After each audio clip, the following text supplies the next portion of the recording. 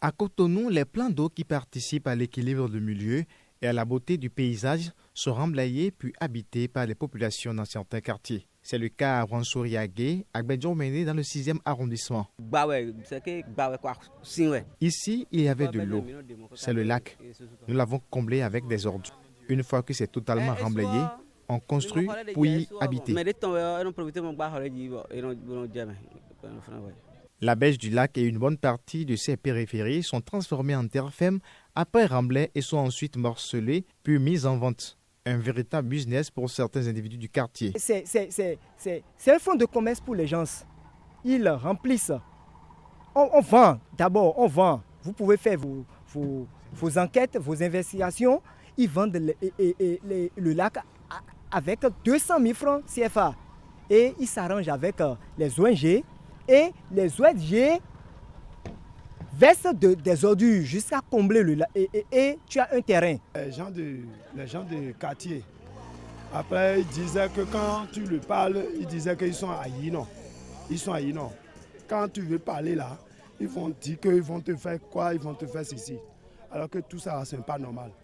Et selon les témoins rencontrés dans le quartier, ce business se développe avec la complicité de certaines ONG chargées du ramassage des ordures dans la ville de Cotonou et de certains responsables du quartier. Mais approché, un membre du conseil du quartier nie l'existence d'une activité pareille et refuse carrément d'en parler. Là, je ne suis pas au courant. Je vous en prie. On ne peut pas parler de ça. Parce que les gens remblaient.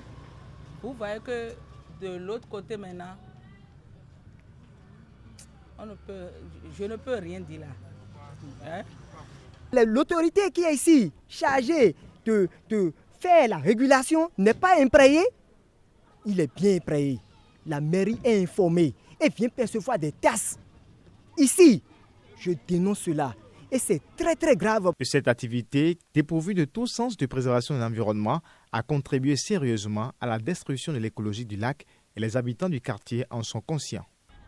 Les gens viennent, les gens de Vossa, les gens de Ladi, les gens qui n'ont pas de WC là, c'est ici qu'ils viennent déféquer.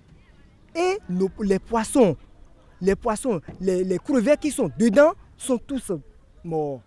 C'est dommage, c'est triste pour ce pays.